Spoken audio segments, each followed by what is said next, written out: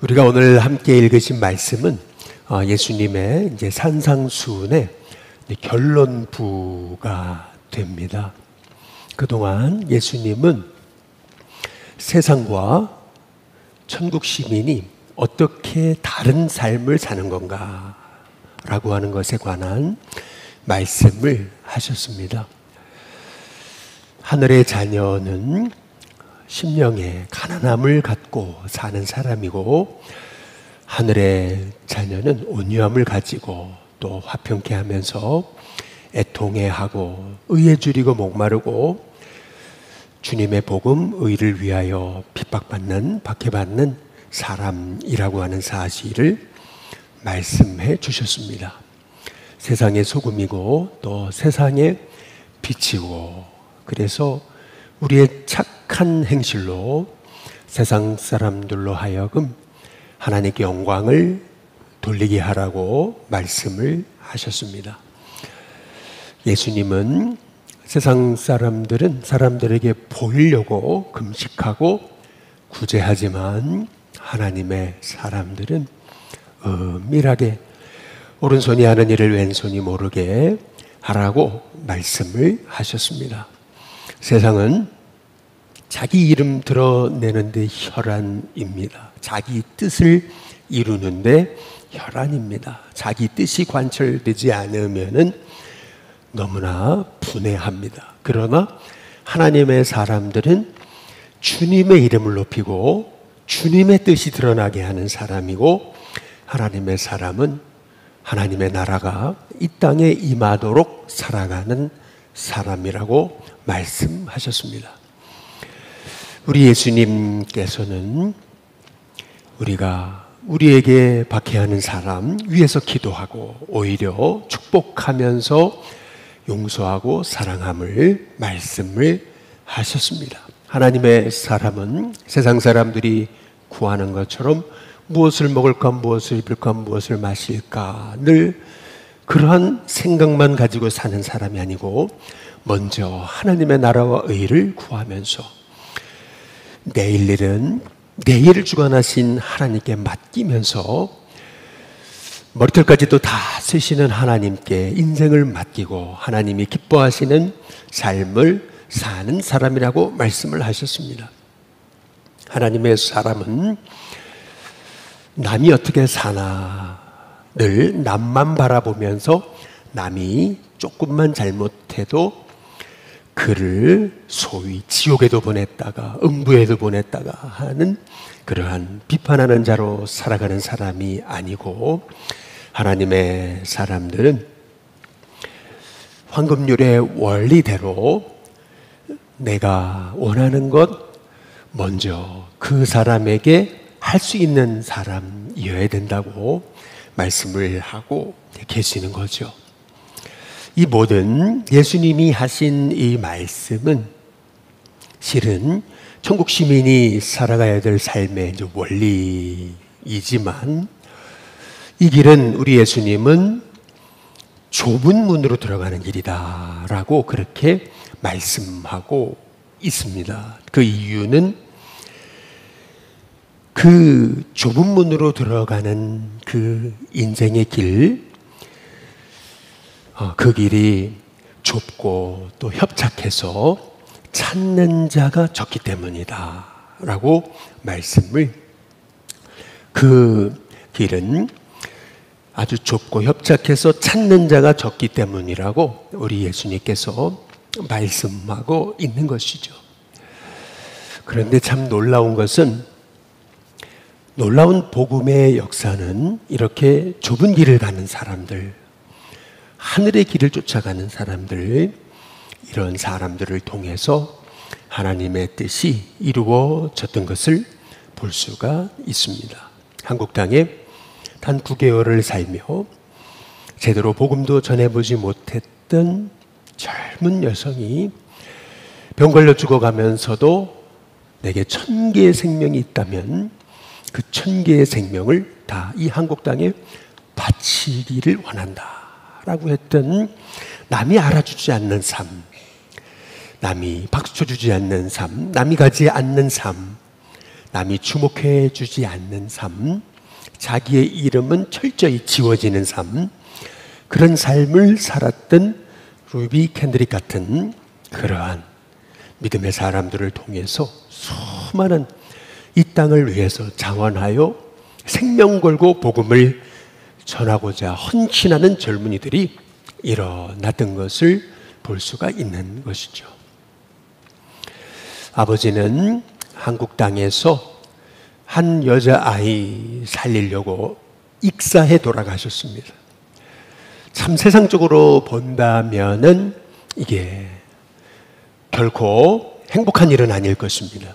그러나 그 아버지가 가셨던 그 좁은 길을 쫓아서 미국에서 편안한 길을 포기하고 한국에 들어와서 고통당하는 이 땅의 여성들을 살리다가 채플시간 복음을 전하고 말씀을 전하다가 뇌출혈로 쓰러져서 결국에는 하나님의 부르심을 받았던 엘스 아펜젤러 같은 그런 아펜젤러의 딸처럼 좁은 길을 갔던 하나님의 사람들을 통해서 이 땅에 하나님의 사람들이 일어났던 것을 이제 볼 수가 있는 것이죠. 그래서 우리 예수님은 이 좁은 길로 가는 길, 그것을 14절에 보니까 생명으로 인도하는 분이다 라고 그렇게 말씀하고 있습니다. 생명으로 인도하는 분은 좁고 길이 협착해서 찾는 자가 적다. 다시 말하면 그게 외로운 길일 수 있다. 그게 사람들이 선호하는 길일 수도 있다. 그게 가난할 수도 있다. 그게 오해받고 조롱받는 길일 수도 있다 라고 우리 예수님께서 말씀하고 있는 것이죠. 그러나 그 길로 가야 되는 이유, 그것은 뭐냐면 그 길만이 생명으로 인도하는 길이기 때문에 그렇다고 우리 예수님께서 말씀하고 계시는 것입니다. 실은 예수님이 보여주신 길은 이 좁은 길이었습니다. 이 땅에서 말씀 전하고 많은 영혼을 살렸죠. 그러나 예수님은 사람들이 가려고 하지 않았던 십자가의 길을 가시지 않습니까? 절대 돌을 떡덩이로 바꾸라고 그렇게 유혹할 때에도 예수님 뭔가 보여주려고 하지 않으셨습니다. 성전 꼭대기에서 뛰어내리라고 했을 때도 사람들에게 뭔가를 보여주려고 하는 기적을 나타내지 않으셨습니다. 오히려 예수님께서는 한 명의 한 명의 영혼을 세워 가셨습니다. 묵묵히 사람들이 비판하건 말건 알아주건 알아주지 않건 한 사람의 한 사람의 제자를 세워 가셨던 것을 볼 수가 있는 것이죠. 결국 십자가 위에서도 마지막 한 명의 강도를 예수님은 구원하셨고 뿐만 아니라 예수님을 향해서 조롱하는 사람을 향해서 그들을 용서해 달라고 예수님께서는 기도하셨던 것을 볼 수가 있는 것입니다. 예수님이 보여주셨던 그 좁은 길로 가는 삶, 그 삶으로 가야 되는 이유, 그것은 결국 생명의 길이기 때문에, 생명으로 인도하시는 길이기 때문에, 그 길이 하나님이 인도하시는 길이기 때문에 이제 그런 거죠. 그러나 사람들은 넓은 문, 많은 사람이 가는 길, 사람들에게 칭찬받는 길, 높임받는 길, 그 길을 쫓아가기를 선호하죠. 저도 그렇습니다. 우리 모두가 그렇습니다. 그러나 우리 예수님은 하나님의 사람은 생명으로 가는 그 길로 가야 된다라고 말씀하고 계시는 것이죠.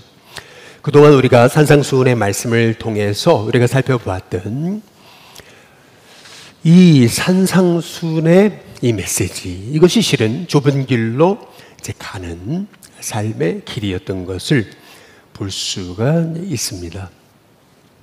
실은 이 길은 외롭습니다. 이 길은 사람이 알아주지 않습니다. 사실 이 길은 고난받는 길입니다. 그러나 그럼에도 불구하고 이 길을 가는 사람이 있었기 때문에 실은 우리가 지금 이렇게 복음을 듣고 있는 것이죠.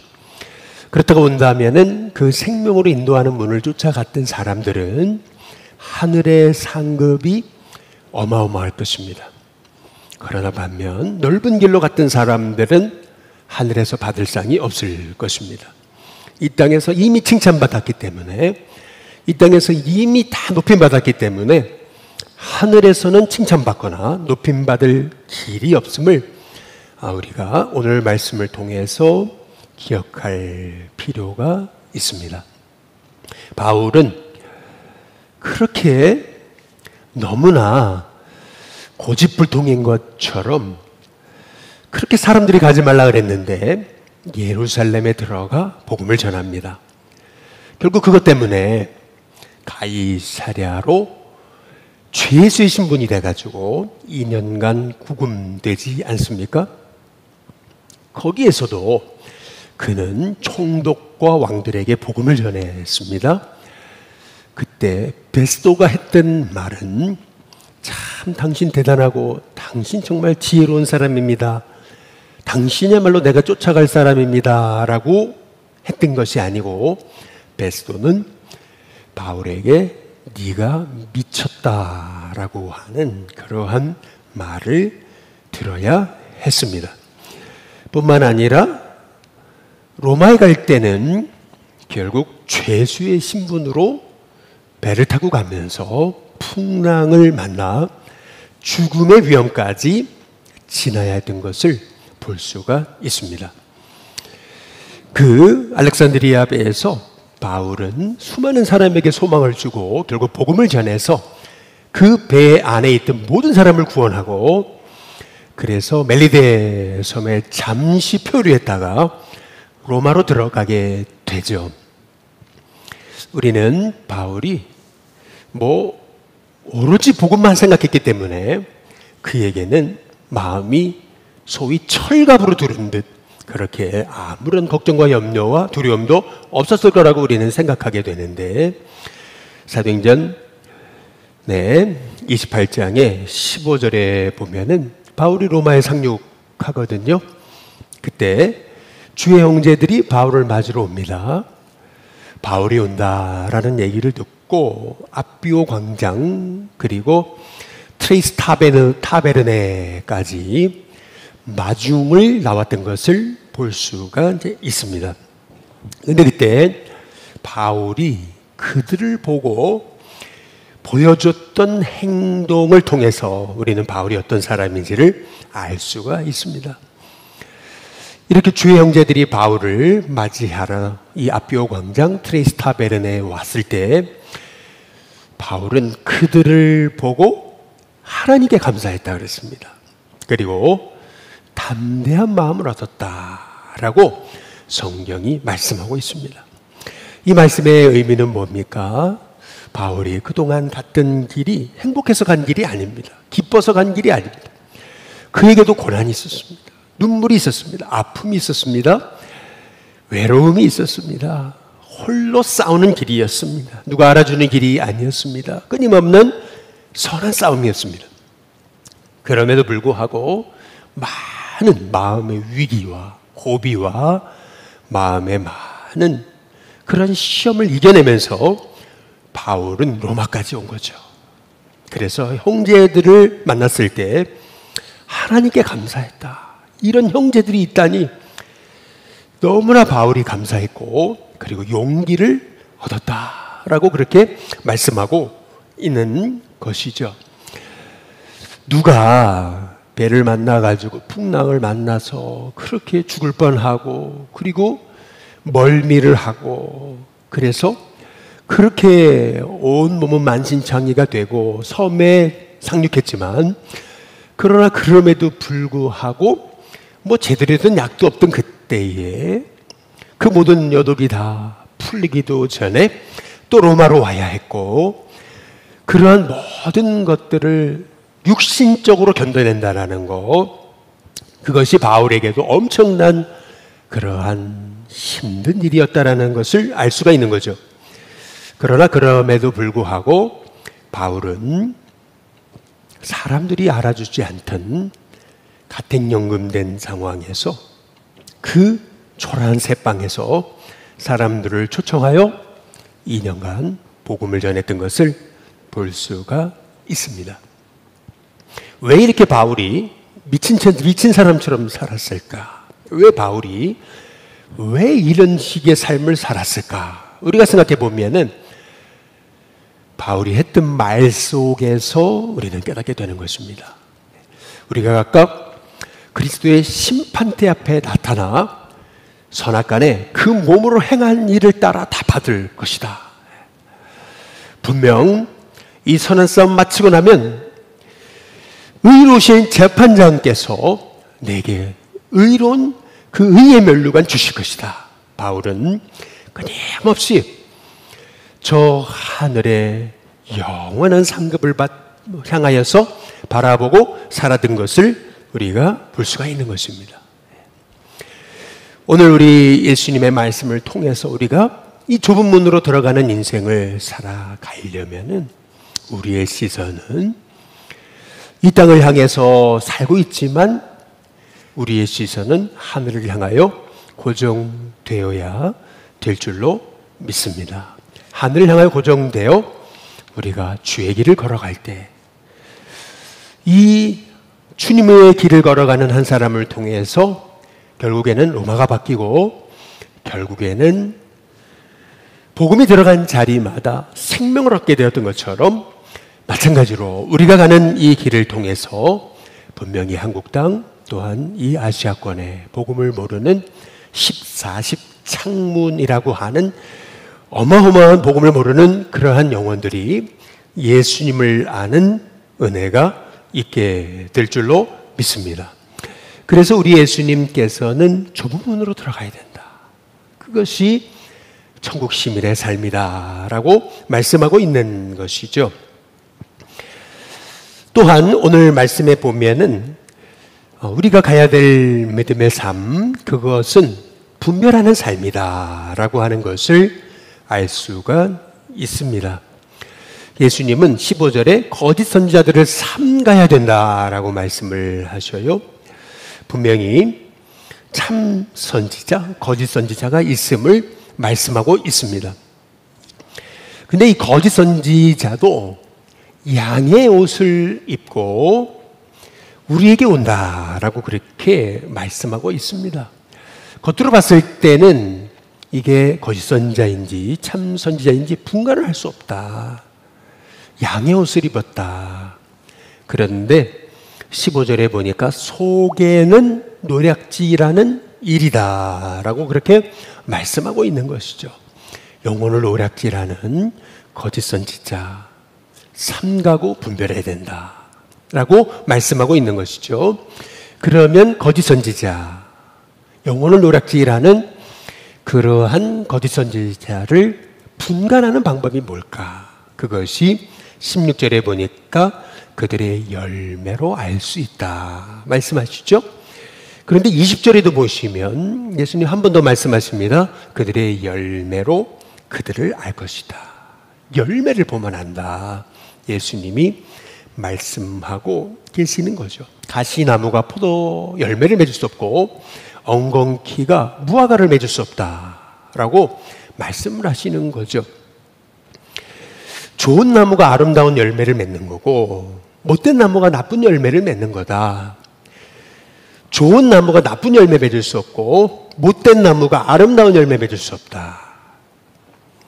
그런데 오늘 이 말씀에서 우리가 주목해 봐야 되는 것은 뭐냐 하면은 19절입니다.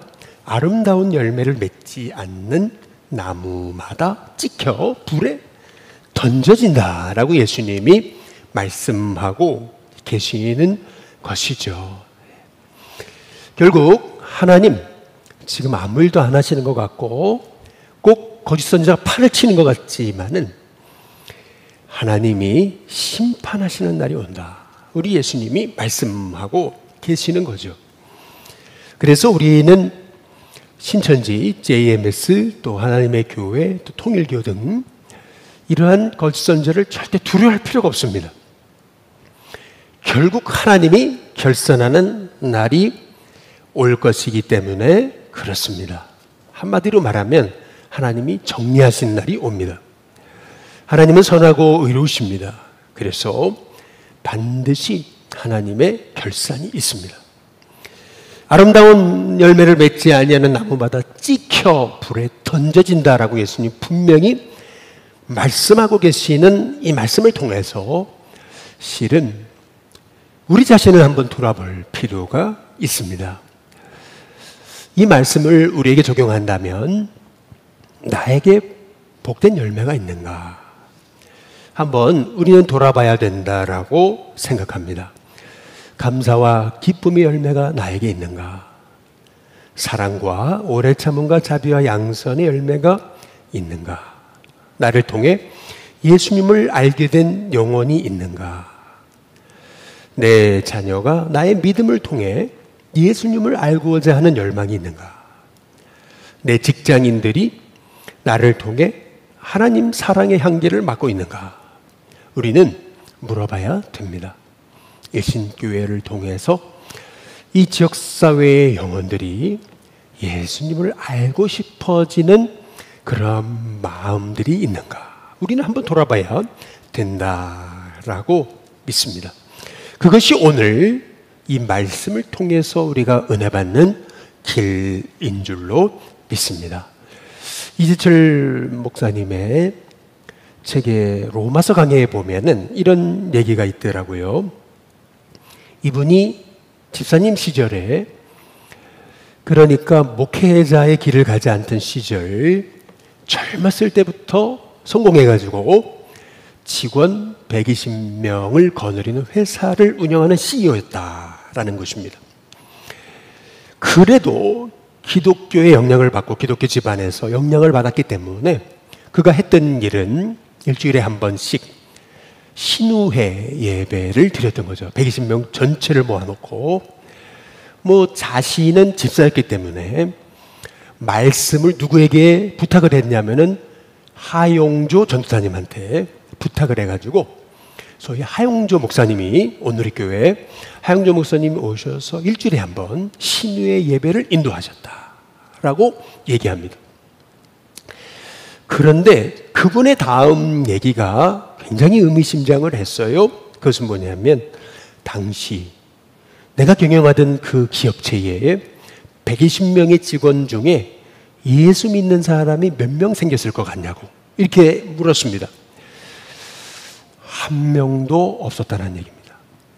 한 명도 없었다. 그 이유는 뭐냐면, 하용조 목사님이 말씀을 잘 못 전하셨기 때문이 아니고, 내가 크리스찬 CEO라고 하면서도 매일 술독에 빠져가지고 매일 술과 친하고 매일 세상 좋아하고 세상밖에 몰랐던 사람이었기 때문에 사람들이 볼 때 나를 통해서 예수님이 향기를 맡을 수 없었던 것이라고 그는 회개하고 자신을 돌아보면서 나는 크리스찬 CEO가 아니었다라고 그렇게 고백하는 것을 볼 수가 있습니다.